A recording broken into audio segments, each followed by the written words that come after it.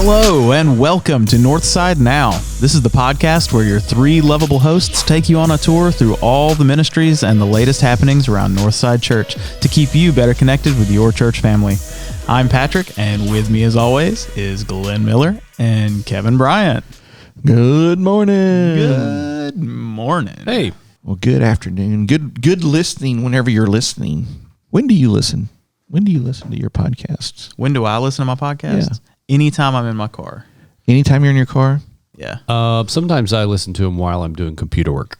Yeah, my morning stuff around the house is when I'm listening to them a lot. Or sitting in the office if I'm doing something, I'll have in the background. I tend to start listening intently, especially whenever we're online. You know what's interesting about my son? One of my sons, he plays games while watching YouTube or something. He doesn't really pay attention to what it is. Yeah, just kind of. But for some reason, he's convinced that it helps him concentrate better on the game. Does that make sense? Well, it is interesting because younger people are thoroughly convinced that they can multitask way better than any generation prior to them. And technology has proven this to them, that they can do things like that. It amazes me. I don't know. There is something about that, just having something on, because I've noticed a lot of times when I can't get to sleep because my brain is just, running. Yeah. If I I'll turn on YouTube sometimes, or I'll turn on a show on, Netflix or something that I've seen a million times, and I'll kind of turn it down a little bit so it's not like blaring loud. But just having that on, I don't know, it helps me like go to sleep quicker. And I know that the whole thing, you're not supposed to sleep with your TV on, but sometimes it just kind of helps like quiet that voice in the back of my head enough to where I can go to sleep. That is fascinating. We need to get someone in here, like a sleep psychologist or something, it's to like talk that about it. White noise or summer. Like when it was really snowy and minus 2,000 outside, she had a fan going on. Oh yeah, and she has to have that noise. I have to have at least some white noise to go to sleep. Well, I do that too. I think mine might be related to maybe some sleep issues, so that if I don't have that, I tend to wake up at small noises. Yeah, I'm the same way. But maybe if I had better quality of sleep, I wouldn't wake up. I don't know. We'll find that out. Being a dad afraid your kids are trying to sneak out of the house. I don't have kids. I'm worried about sneaking out. But I tell you, after you have kids, then and you are very sensitive to the 2 a.m. cry or whatever it is, I do think that alters your sleep for the rest of your life. The only thing guaranteed to make you stand up on the top of your bed once you're over the age of 30 and have kids is the sound when a kid starts to, you instantly wake up. It's rocket. It's and you're wide awake instantly. Standing on the bed going, what's wrong? Yes. Well, I don't know how relaxing it is, but Elizabeth turns on like Forensic Files every night to go to sleep too. Yeah. Yeah, I have to have something playing it. Well, and lately I've been listening to classical music, and there's a difference between putting in classical music and orchestra music. Oh yeah. Have you noticed that? Yep. I have to listen to orchestra music now. Yeah, my brain is so wired to music. It has to be like, I have this Celtic stress relief CD that I'll turn on if I'm trying to sleep to music, because it's chill enough and there's no lyrics, and it's like I can just kind of like relax to it, because the way my brain is wired into music, if there's words, I'm going to start listening to that. If it's too complicated of a, of an arrangement, then I'm keying into those different lines, and so I'm the same way. It just like activates my brain rather than turning it off. And if I'm really needing to concentrate, I can't listen to song music with lyrics. Yeah, because I will start either singing them or get distracted. So it's got to be, new age music is really good for me, because it's just instrumental, and it tends to be more chill a little bit. Yeah. Listen to jazz too, but there's a bunch of these on YouTube, these lo-fi mixes now of things, which I've been getting really into those, because they'll make like a 3-hour, this is your lo-fi beats to study to or whatever, and it's a thing. You turn it on, it's on YouTube. You turn it on, it's like 3 hours of just like chill hip hop beats or whatever. Yeah. And this is where I interject for our younger listeners. Patrick mentioned the word CD. That was physical music on a disc. Yeah. See, okay, It's I'm of not the generation. Downloadable. I still have a whole like stack of CDs. I used to go to FYE in the mall to buy my CDs. Okay, This is where, for our listeners, a mall was a place where We need to come up with a glossary of pre-2000 terms. Oh my goodness. Things do change in a hurry, don't they? See, that's the thing. FYE, I was going to the mall in late 2000s. That was not that long ago. That's true. Our poor mall. Love the mall. Yeah. Miss the mall times back in the day. I would not suggest You start hanging out at the hanging mall out again. the mall. Well, we were talking, you brought it up, Glenn. We've been talking for the last, a couple of months about all the changes we see. Yeah. We reflect on it as we think about the 2020 year and how big of a change that was. Yeah, completely. And 2021 is starting similar, but looks like maybe changing again. For sure. Opening up some things and maybe some gatherings and stuff. The church has got some plans ahead, right? Yeah. Do we know much more about that quite yet? We do know that there's lots of change coming in 2021 to Northside, and one of those that I'm sure everyone by now has heard about is Pastor Don will be retiring, and it will be retiring at the end of June, Right. This year, and hopefully we'll get him into the podcast room soon and visit with us. But we are excited for him and Terry, and I told him in our staff meeting when he told us, is like, I'm so excited that you are doing this while you're young enough to enjoy that. And he's not going to go sit at the house. We know that. No, he doesn't have that in him. He doesn't have that in him. So we're excited for Pastor Don and them. They've done a great job of leading our church, and for the past 2 decades. Wow, that's hard to believe. 20 years, and that's a blessing for a pastor to be at a church for that long. Yes, it is. And for Miss Terry and the way she's loved us and so awesomely.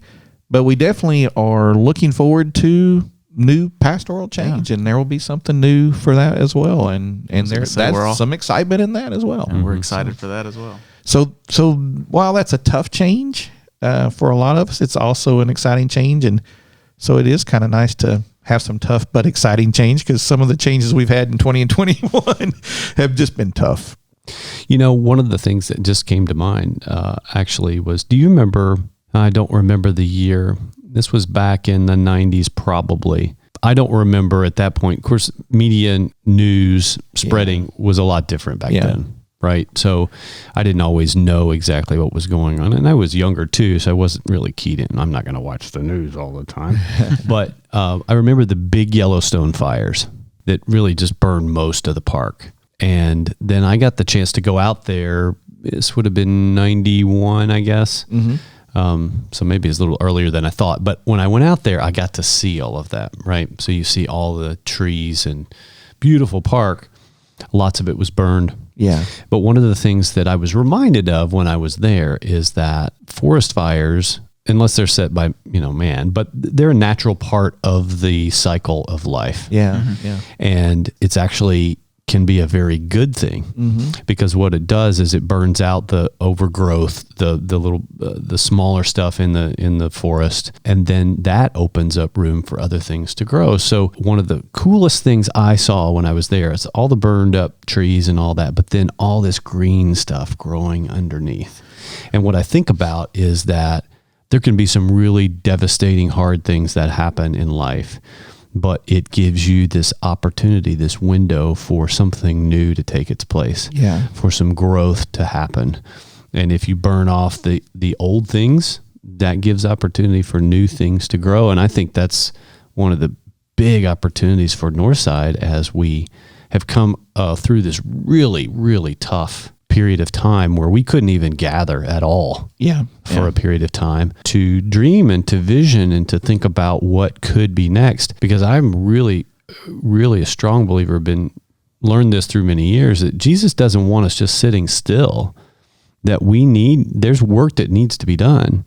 And that's within our own community of believers in terms of the family here at Northside, but it's also in our city. It's a lot of different things. So I think it's a huge opportunity for us for growth as a church body, and revival in lots of other ways. Yeah, there's changes always. Think of the scripture: remold me, make me, break me, and be the clay in the potter's hands. Yep. And I don't know if you've ever done pottery. I've just watched it. I've tried it just a little bit, but it's not my thing. Does Play-Doh count as Play-Doh pottery? does count. Yes, Play-Doh does count. It's about as close as I've got. So I've done Play-Dohing. so in Play-Dohing or pottery, and I know someone who does some pottery, everything you slap down on the little wheel does not turn into a masterpiece. And so you have to play with it, and you have to remold it. And, when they're plunging their thumbs into it and making the bowl or whatever, the inside of that bowl is called the heart. Asking God to use this time and for us to pray and to, like you're saying, vision and prepare. It's time to be remolded and remade and pressed into service in a new way. And so, remolding isn't always comfortable. It's not. It doesn't always feel good, but at the end of the day, we're becoming masterpieces from the master's hand. So yeah, we were looking at Mark with the youth group here recently, and speaking of uncomfortable, Jesus begins in Mark 8 talk about his impending time coming of his death, and this is the first time that he's really just pushing this hard on the disciples. And Peter, the scripture says in like verse 31 of chapter 8, he takes him aside and rebukes him. And when Jesus, you're buddies, and you can pull him aside and say, "Hey, dude, this ain't the way that yeah. And Jesus calls him Satan. Get behind me, Satan. And it's not that he says that you're turned into Satan, but you're acting more. In fact, it goes on to like 35, 36. It goes on to talk more about how you're more concerned about your own things than you are of the kingdom of God. And I'm just thinking, oh my goodness, what an incredible thing to be reminded during this time and coming into Easter. We're in the middle of Lent, to be reminded that we need to be concerned about the things of God and remember what our purpose is, and to remember that it's not just about me. And I think sometimes I feel like I know God, Jesus good enough to pull him aside and tell him what I think. Hey, you're wrong about that, big boy. Well, I think that, and this is sort of convicting, I think that I am not in a good place when I'm super comfortable. Yeah. I don't know where I picked it up. I'm sure it's some famous author, whatever, but in my corporate training, there was a phrase that I picked up that said, lean into your discomfort. So that when you feel uncomfortable, don't try and escape that necessarily right away, because there's a reason why you're uncomfortable. Yeah. Maybe it's something wrong you're doing, right? So you need to understand what that is, but it could just be that it's something that's challenging you. It's something that is an opportunity for you to grow into, or to be able to develop skills to deal with. And to your point, change is not usually comfortable for most people. Now, some people are really just excited by change. Yeah. They have to have that adrenaline. They have to have that change. But for most of us, at least speaking for myself, I don't really love it. No. And so that's something that's like a flag for me to say, okay, pay attention here, because there might be something else that you can't see that's important for you to know. It's funny how change works on us. I fought wearing a mask like there is no tomorrow. I mean, I was punching and kicking and clawing and scratching, and told someone last night, I'm probably not getting on another airplane without a mask on. I may not go into certain stores without a mask on. Ever again, you stop and think about that, and you're just like, because part of me is going, why weren't we doing that in the first place? Those are pretty nasty places when we stop and think about that. Yeah. I probably will do those things, but even though it's funny just how our perspectives change on things after a certain amount of time. And we were talking a lot about, CDs, and then y'all saying about online, and all of a sudden we have cell phones. And could you imagine life right now without a cell phone? I wondered, could I do my job without a cell phone? Could you do it effectively? It would be difficult. The answer probably is yes, but the energy that would take to, my goodness, that would be, so to use the tools that we have, to use what we learn, to use that moves us out of comfort into action, like what you were saying in the beginning. And there's nothing in the world quite as constant as change. That's right. Yeah. It's the only thing actually a very biblical thing we're thing. Guaranteed. Only thing we're guaranteed. And it came to pass. Yeah. Means if you're sitting on top of the world, get ready to go roll over on top of you. Old things have passed, new things have come. That is right. And talking about all this change, Patrick, we are aware that there are some changes coming in our schedule here at the church with children's ministry specifically. Yes. Get ready, all you young parents out there. The nursery is opening back up. Oh, yes. Wow. That's big. Yep. Yeah, we're excited about that. Yeah, Sunday, March 14th. That is also daylight savings time. So you're going to lose an hour of sleep, but I guess according to Glenn, you're going to get an extra hour of sunlight. Yes. We have a debate. I think it's the worst day of the year. I think it's the best. So, but just remember to set your clocks back, but you'll be able to bring your kids to church. No, set your clock ahead. Set your clock ahead. Yeah, sorry. Spring forward. Yeah. But yeah, and stay tuned for more details on all of that. But yes, the nursery is going to open back up. We're getting back to normal. And children's Sunday school. And children's Sunday school, same day. Back. That's correct, yeah. So if you've been missing your Sunday school class and you've not been coming to physical church or in-person church because of children's Sunday school, they will be meeting back together. And Christy and Ann both will be getting out all those details to everyone, from what I understand. Now, we'll still have distancing in service, right? And that will still be the case. But there's plenty of room. Plenty of room. Yeah, plenty of room. And all of the services. So yeah, I think people, and people are more and more every week making their journey back to in person, and maybe you're not ready to do that. That's okay. That's perfectly fine. That's the reason we were streaming before COVID. We'll be streaming after COVID. That's not going anywhere. So it's not going anywhere. So that'd be good. I think there's some down the road. Yeah, I was going to say also for for you parents out there, Vbs Sign Ups are ready to go. So you can go on the website and sign up for VBS. You can sign your kid up, or you can sign up to be a volunteer. There's a lot of places that Christy definitely needs help. So you can get on there and just click on the Vacation Bible School link, and it will take you to all the different registration forms you need and give you all the info. And she's been running around with all these new things popping up, but we hope to get Christy into the podcast room. Yeah, she's one of the staff we haven't had yet. We really want to get all the staff in. So we'll definitely have her soon, and Pastor Don as well. Oh, and I don't think I said, but Vacation Bible School is July 12th through the 16th this year. So July 12th through 16. Yep, and that's for 3-year-olds to completed 5th graders. Yep. So those finishing 5th grade this semester down to 3-year-olds. So.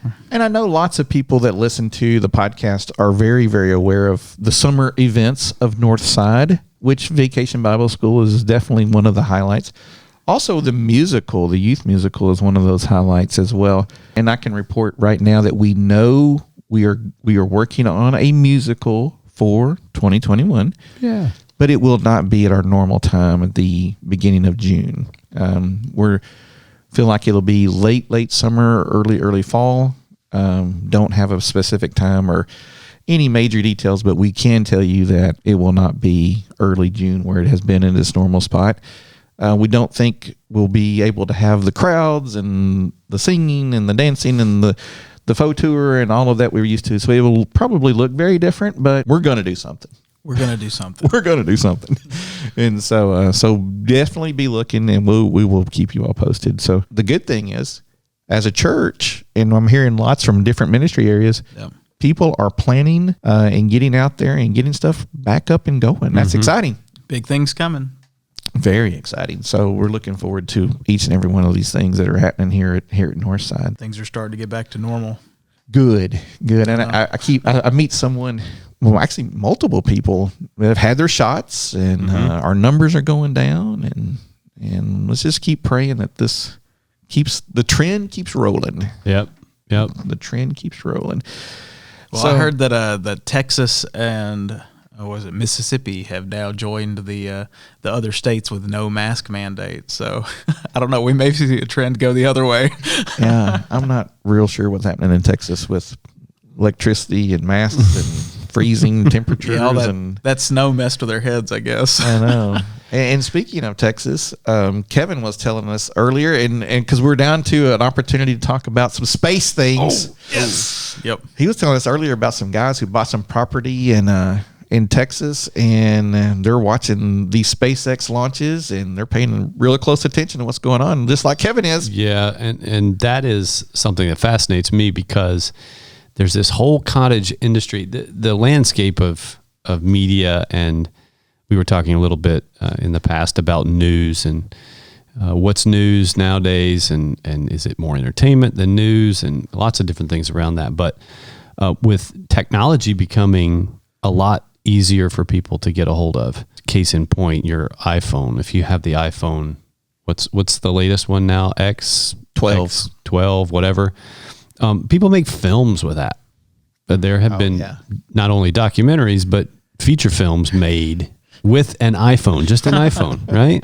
So if the quality of video and all of that and the equipment is that good and available, you're going to see, and you already are seeing, so much more content out there that's really high quality.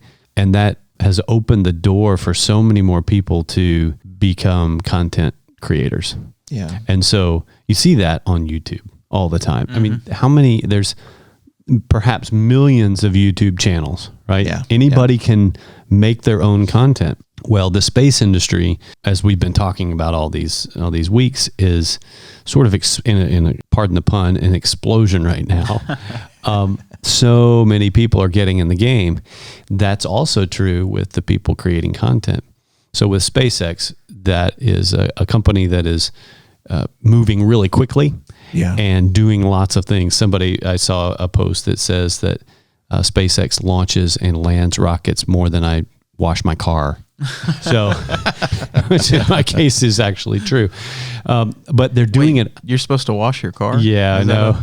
It's called rain. Oh, yeah, that's what I just go out there with some Dawn dish soap and squirt it all over my car. When then it rains, I'm good to go. That's funny. Until you see the bubbles in the locals, the drain in your street. But there's a whole bunch of people that have they're launching in Texas in Boca Chica, which I don't even know where that is. I think it's near one of the island. It's somewhere near the coast, but I need to look that up. That's really sad. I don't know. But there are these content creators, YouTubers, that have actually purchased property outside of they've got an exclusion zone where you can't be inside it just for safety. Yeah. And they've rented these apartments, and they've set up their cameras and their microphones and all that stuff. And then they broadcast live if there's going to be a launch. And so you can see the SpaceX launches from several different perspectives because these YouTubers are in various locations, in addition to the SpaceX feed. And so it's just like never before you can watch this stuff happening live. Yeah. Yeah. Which is, in my opinion, just very cool. But it also provides a lot more footage and coverage of historical events than we had in the past. Mm-hmm. And that is, you saw that last year with some of the race riots and things where the news outlets they were on site and they had talking heads on the camera, but there were people that were actually videoing on the street, giving you that perspective. Yeah. And that goes into the whole archive of what happened historically. Mm-hmm. And so for the SpaceX is no different. You're getting live at the time, but then archive footage of what's going on, which is historic. Yeah. I was thinking about this actually last week because I was looking at some old YouTube videos that had gone viral and just thinking, if those videos were to come out now, no one would watch them twice. Mm-hmm. And people were just so hungry for, anything new that would pop out. Everybody just jumped on it.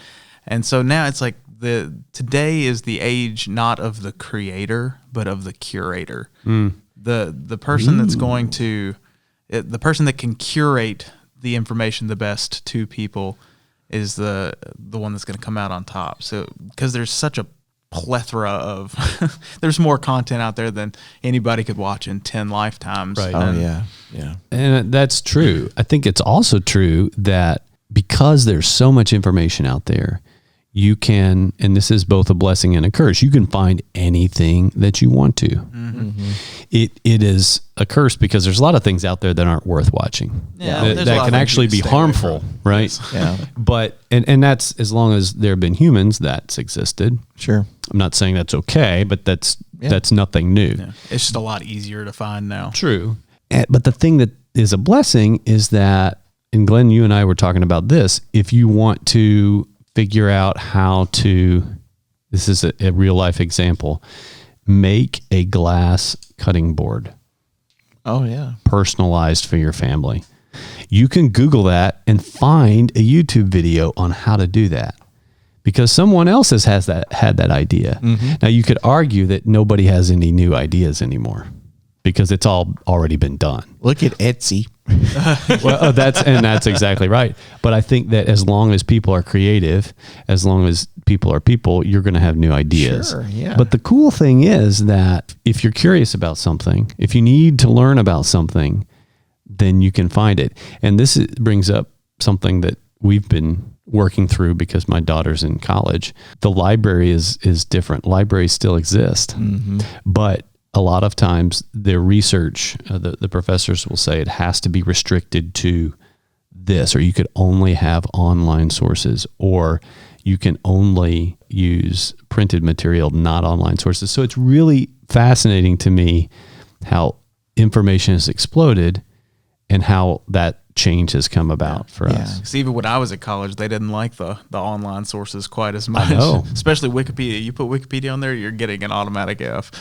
Well, so anyway, back to the space. So I just thought that was cool. There is this whole cottage industry of people whole doing world that. out there. But I watch a bunch of DIY woodworking videos and stuff just because I haven't really been able to do a lot of that, but I still like to watch it. But yeah, you can learn how to do anything. And as long as technology is advancing and people are being creative with that new technology, there's always new ideas. I see new stuff every day. So Yep. So in the last note from me on this is that the SpaceX's Starship it's called SN10, launches, lands, sits there, and blows up. So the Starship on purpose? Is that what it's supposed I to don't do? think so. I don't think so. But the Starship is their next kind of vehicle, and they've actually said this thing could take people to Mars. So it's not like that. It won't. Not that way. But Yeah, if it's going to land and blow up, I don't think I want to be on it. I'm jumping off. I'm out of here. if you've seen the Falcon rockets or any of the things that they've been doing, the boosters land. They come back to Earth and actually land vertical, and that's what this big monstrosity did. And it didn't blow up immediately. It did sit there for a while, and they thought it was fine, and then it blew up. But it's pretty amazing to watch because it goes up, it hovers, then it does this little free fall belly flop, and just you think it's going to crash, and then it flips to land vertically. So if anybody's interested in that, you should go check that out. But it was a pretty big deal yesterday. That's I exciting. saw that online. It's some neat stuff. We're living in the future, y'all. I'm telling you. It is. Yeah, I grew up in a time. I wasn't when they stepped on the moon and when they walked on the moon. I wasn't quite alive yet.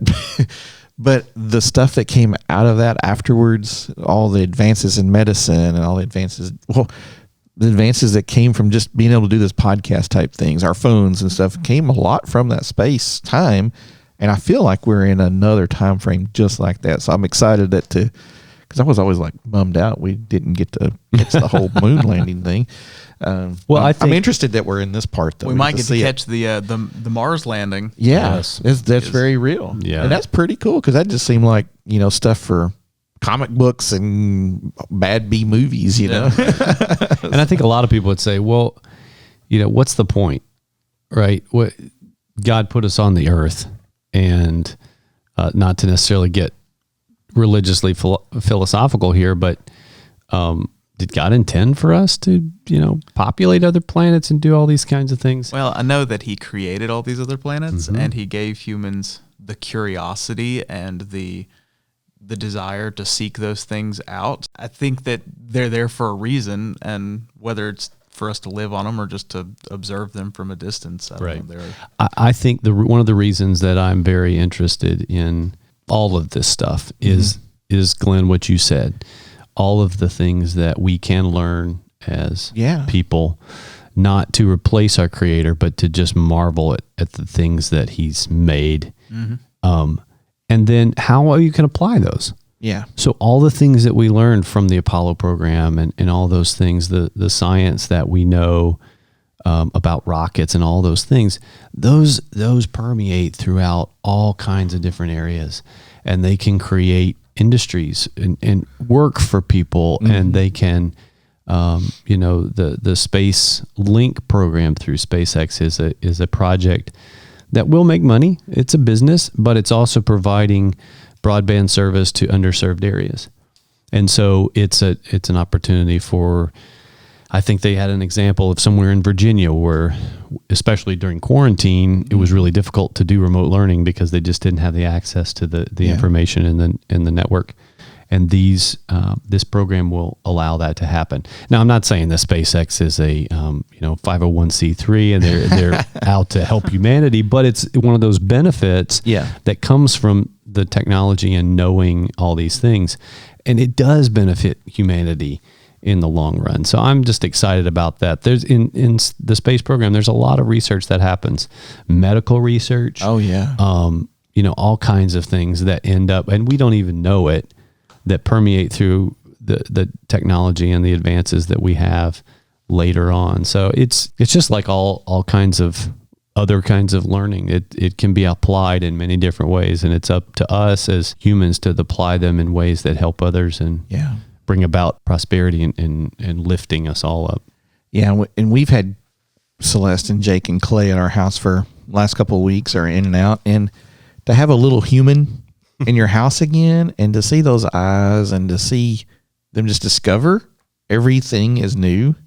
I mean, he was holding my Bible last night while I was teaching and just playing with the pages. I mean, the pages were the most amazing thing on the planet, and he wasn't reading, he can't do anything but just, whoa. And I think it's bad when we lose that. We never want to lose that wonder. And I think in some ways we kind of get to the point where we know everything. Right. We're so wonderful. We want to keep that wonder. I think there's something to it when Jesus says, suffer the little children to come unto me, because they come with wonder. They come with wonder. And we need to be the same.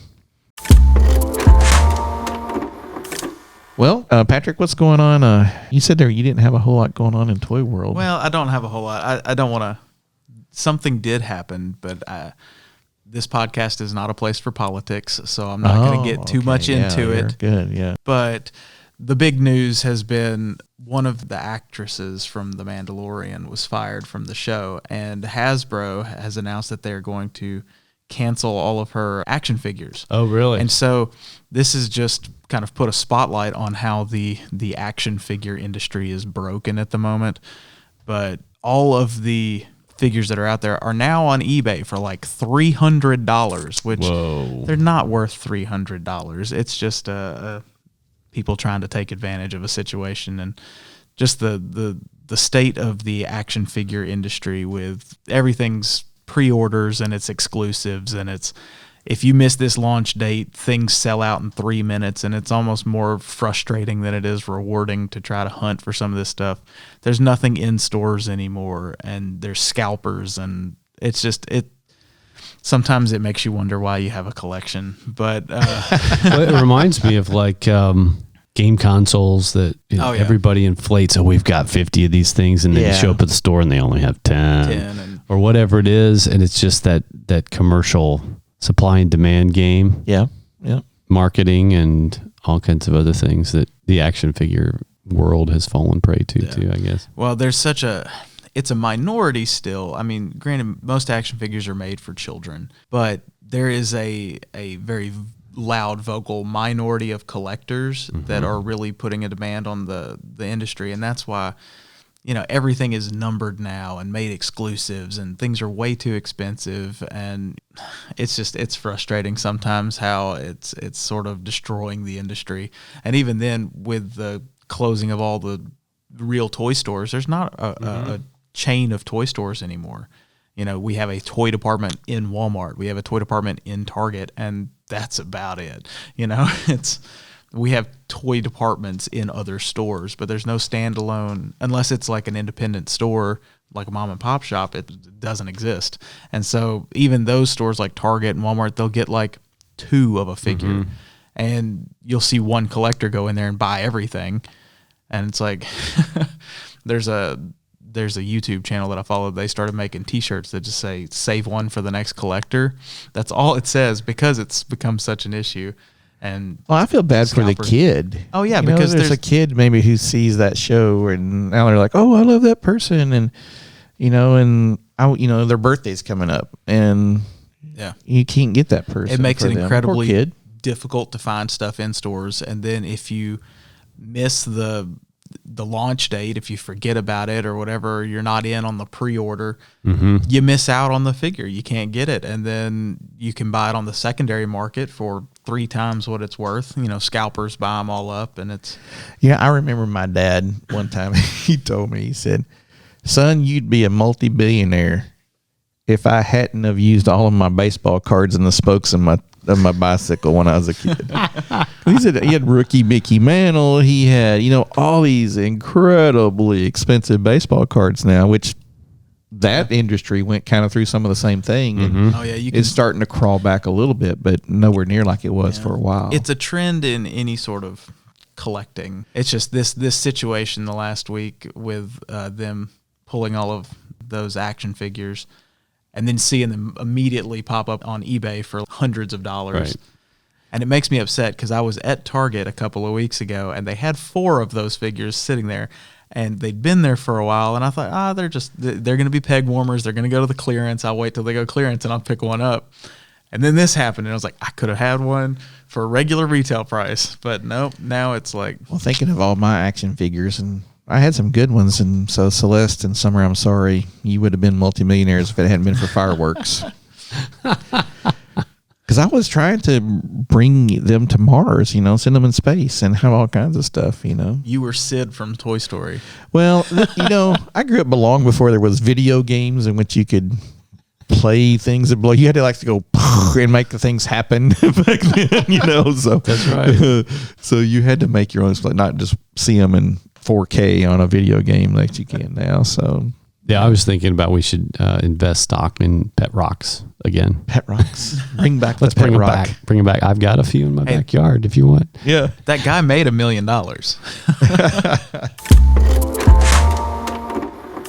Well, good. Well, that's some good stuff today. We're glad that you're joining us, and thanks for all of the listens. I'm blown away every time I look and see how many people are listening, and Google Podcasts, there we are, and Apple Podcasts. Yeah, we're on Google, Apple, Spotify. Yeah.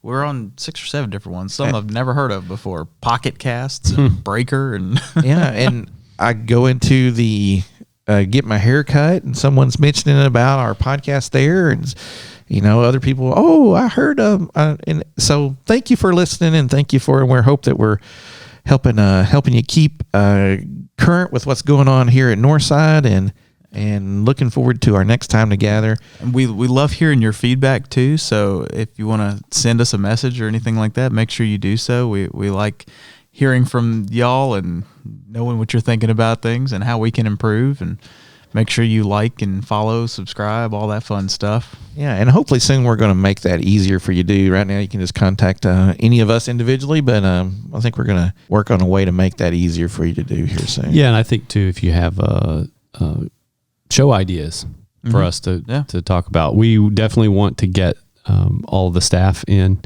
and go through our ministry areas at Northside, but there's plenty of opportunity. I've heard so many comments from folks about the Valentine's series that we did. Yeah. And we had a lot of fun doing that. I think it was, we learned a bunch as well. And so those kinds of things we definitely want to do more of in the future. So let us know if you have an idea of some things that you'd like to hear about. We would love to hear from you, and you will just be a part of the team that is helping to keep everyone abreast of what is going on at Northside now.